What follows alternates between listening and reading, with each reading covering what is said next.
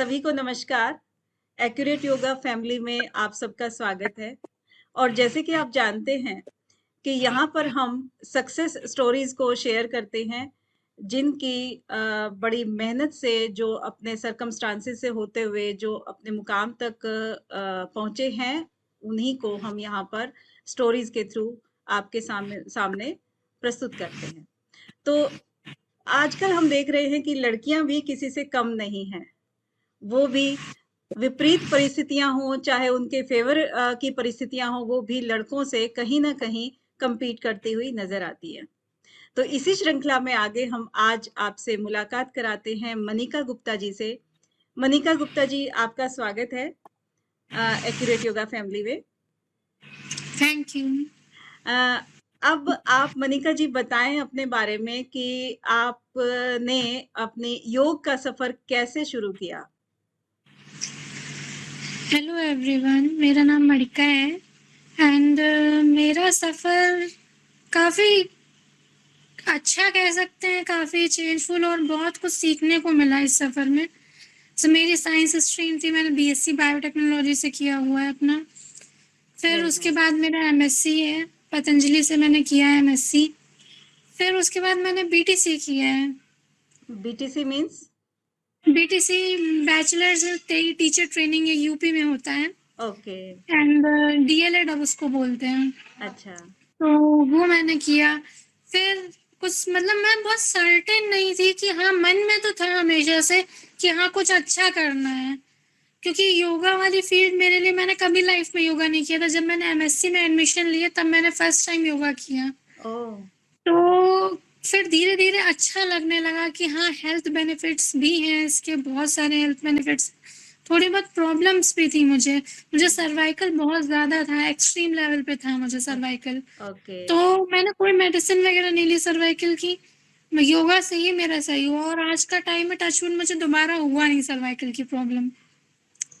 तो ये सब चीज़ें थी कि हाँ, धीरे धीरे चीज़ें सही होती गई। फिर ये हुआ कि जब मैंने एमएससी कर लिया, फिर मैंने बीटीसी परस्यू कर लिया, सीटेट टीईटी काफ़ी एग्ज़ाम्स क्वालिफाई कर लिए। फिर 2017, हाँ 2017 से मैंने ये नेट की प्रिपरेशन शुरू करी थी अपनी। ओके। बट फिर ये हुआ धीरे धीरे, पहले तो कुछ आइडिया नहीं था कि कैसे करें, क्या करें, बुक्स कहाँ से अरेंज करें, बहुत सर्च किया लेकिन उतना टाइम नहीं था। फिर ये लग रहा था कि कुछ कंसाइज वे में पॉइंट टू पॉइंट मिले। तो मतलब सर्च करते करते, पढ़ते पढ़ते फिर मुझे ये अमनदीप सर का जो है ऐप का पता चला कि हाँ सर कोचिंग देते हैं। और जब मैंने क्लासेस भी, ऐसे नहीं, क्लासेस बहुत लोग चला रहे हैं, हमने बहुत सारे लोगों की देखी, यूट्यूब पे भी अवेलेबल है क्लासेस। बट मुझे कोई भी इतना सेटिस्फैक्ट्री नहीं लगा कि हाँ कोई पॉइंट टू पॉइंट आपको सिलेबस के अकॉर्डिंग आपको नॉलेज दे। आज के टाइम में कंसाइज वे में और सही नॉलेज देने वाले बहुत कम लोग मिलते हैं। एग्जैक्टली। हाँ। तो वो मुझे बहुत इम्प्रेसिव लगा उनका पढ़ाने का तरीका, और जिस तरह से उन्होंने नोट्स दिए और वो सारी चीज़ें करी, तो मुझे समझ में आया। तो मैंने उनका कोर्स परचेज किया अपना। फिर मैंने प्रिपरेशन शुरू करी, खुद नोट्स बनाए, सारी चीज़ें करी। इवन मैंने, ये मेरा सेकंड अटैम्प्ट था मेरा ये। सेकंड में ही आपने जेआरएफ कर लिया?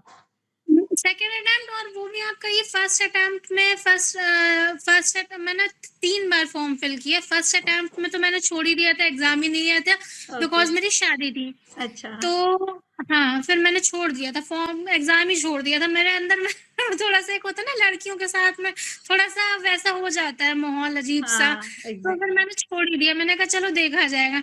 फिर जब शादी हो के आया तो सब लोग यहाँ पे मुझे बहुत सपोर्टिव मिले कि आगे बढ़ने को रोका नहीं किसी ने, और अंदर से खुद भी चाहते थे कि हाँ हम करें कुछ।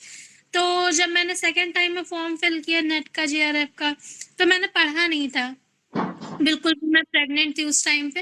ओके। तो और एकदम से एट रैंडम आया था, 1 वीक बस मैंने रिवीजन किया था, मेरे नोट्स जो बने रखे थे उसी का। तो पिछली बार मैं 2 नंबर से नेट में रह गई थी। अरे। फिर उसके बाद इस बार मेरा बिल्कुल भी मन नहीं था। बट हाँ, सबने सपोर्ट किया, सर ने भी बोला, मनदीप सर ने भी मुझे बहुत कहा कि जब आप कर सकते हो, जब आप रिवीजन पे इतना अच्छा कर सकते हो कि 4 नंबर से रुके हो, तो ये बहुत कम वो है कि हाँ आप कर सकते हो, आपके अंदर पोटेंशियल है। उन्होंने बहुत मोटिवेट किया मुझे। और घर वालों ने भी मुझे बहुत मोटिवेट किया। तो हाँ, फिर हिम्मत करके फिर मैंने किया। हुँ, टफ था, बहुत टफ था, बहुत जर्नी टफ थी मेरी ये वाली। कुछ महीने मेरे बहुत ज़्यादा स्ट्रेसफुल, बहुत ज़्यादा फिज़िकली, मेंटली बहुत ज़्यादा उसमें थे। तो फिर हिम्मत करके सबके साथ से फिर मैंने कर लिया। और वो अभी भी मुझे डाउट हो रहा था कि होगा भी कि नहीं होगा, लेकिन हाँ, किया, अपना बेस्ट दे के आए बस हम।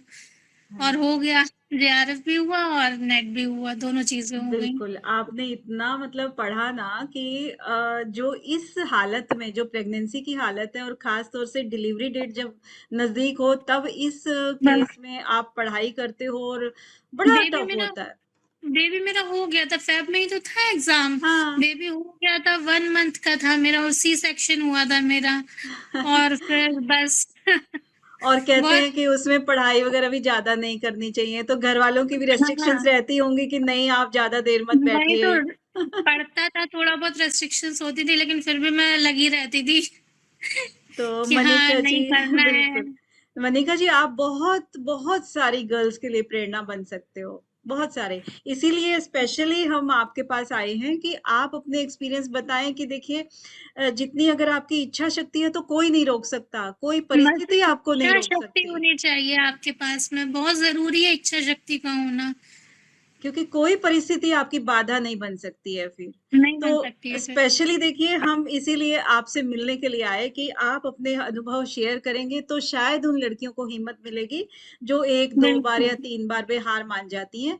तो और आप बताएँगे आपने स्ट्रैटेजी भी थोड़ी-सी आपने शेयर की कि आप कैसे मतलब किस तरह से आप आगे बढ़ी और दूसरे बच्चों के लिए भी आप प्रेरणा थोड़ी-सी दे सकें तो? स्ट्रैटेजी मेरी बहुत सिंपल सी थी। अमनदीप सर ने भी मुझे गाइड किया इसमें बहुत। सबसे पहले तो मैंने नोट्स बनाए अपने।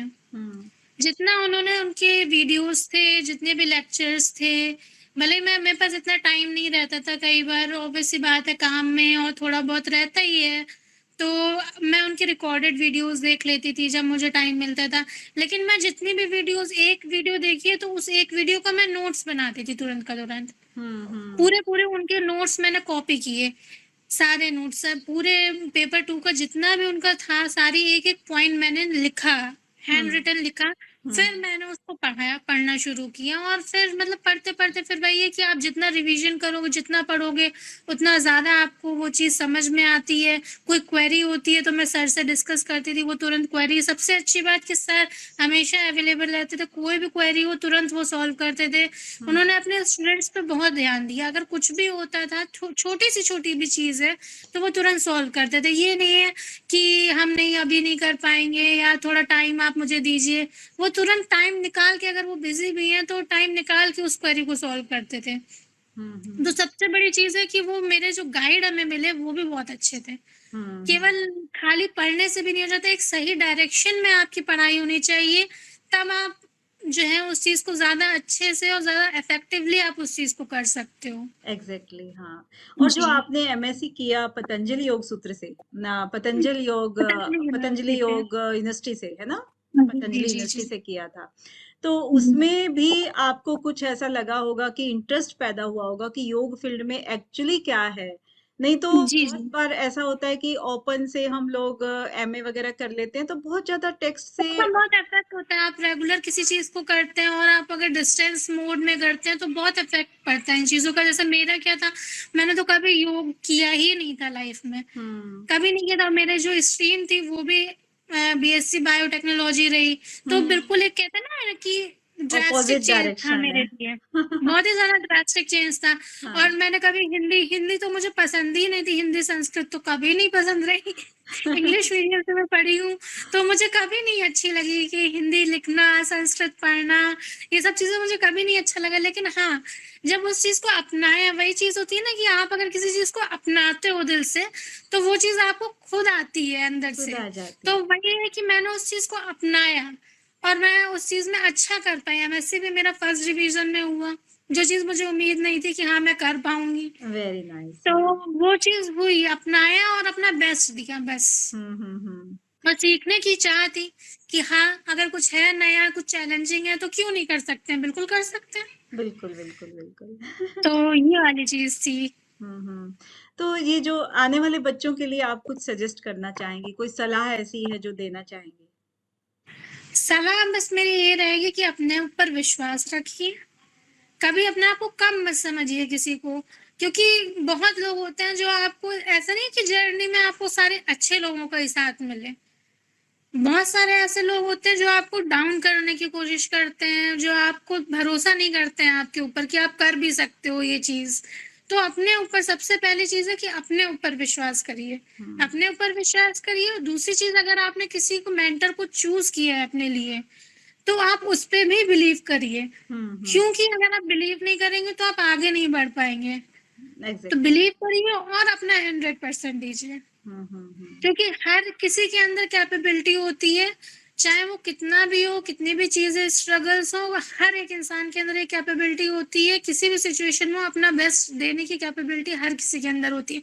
बस ये होता है कि हमें अपने ऊपर विश्वास होना चाहिए और अपना पोटेंशियल निखारने का मौका मिलना चाहिए बस। हुँ, हुँ, तो हुँ। मौका मिले तो छोड़िए नहीं, और अगर मिल रहा है तो बस लग जाइए उस चीज़ पे। हाँ, बस एक लास्ट क्वेश्चन आपसे पूछना चाहेंगे जी। कि जो बच्चे हैं वो आम तौर पे सेकंड पेपर की तैयारी करते हैं क्योंकि इनके मेंटर अच्छे हैं, इनका कंटेंट अच्छा है। लेकिन जी, जी। फर्स्ट पेपर के लिए बहुत सारे बच्चे जो सोचते हैं कि सेकंड पेपर इम्पोर्टेंट है, उसी में पढ़ते रहते हैं, तो फर्स्ट को कहीं न कहीं अवॉइड कर देते हैं। हाँ, हाँ। तो उसके लिए आप क्या कहेंगी? नहीं, फर्स्ट को अवॉइड नहीं करना चाहिए, फर्स्ट भी अच्छे से पढ़ना चाहिए, क्योंकि फर्स्ट पेपर भी काफ़ी हद तक स्कोरिंग होता है। तो बस ये चीज़ होती है कि थोड़ा-सा, हाँ, उसमें मल्टीपल सब्जेक्ट्स हो जाते हैं तो इसलिए बच्चे घबरा जाते हैं उसमें थोड़ा-सा। मैथ भी होती है, ईवीएस भी होती है, डीआई भी होती है, रीज़निंग भी होती है, बहुत सारी चीज़ें होती हैं। तो बच्चे थोड़ा-सा डर जाते हैं कि ये चीज़ हम कैसे करें? हाँ, हाँ। लेकिन उसमें डरना नहीं चाहिए। अब जैसे अमनदीप सर हैं, वो पेपर 1 भी पढ़ाते हैं। उससे भी आप पढ़ सकते हैं, बहुत अच्छे से पढ़ाते हैं वो। अगर नहीं है, अपने आप से आप कुछ और एक्सप्लोर करना चाहते हैं, तो बुक्स भी अवेलेबल है। दूसरी चीज़, यूट्यूब पे आजकल कंटेंट इतना अवेलेबल है, फ्री ऑफ कॉस्ट अवेलेबल है कि आप उसको पढ़ के समझ सकते हैं ईज़ी से ईज़ी वे में। हुँ, ईज़ी एग्ज़ैक्टली। से ईज़ी वे में पढ़ सकते हैं और उस चीज़ को समझ सकते हैं। हुँ, और हुँ। एक बार आपका कॉन्सेप्ट क्लियर हो गया तो डर अपने आप निकल जाता है फिर। हुँ, हुँ। मतलब और भागे प्रैक्टिस। नहीं, भागे हाँ। नहीं। भागना किसी चीज़ का सॉल्यूशन है ही नहीं। किसी नहीं भी है। चीज़ से भाग के कोई चीज़ नहीं हो हुँ, सकती है। हुँ, हुँ, हुँ।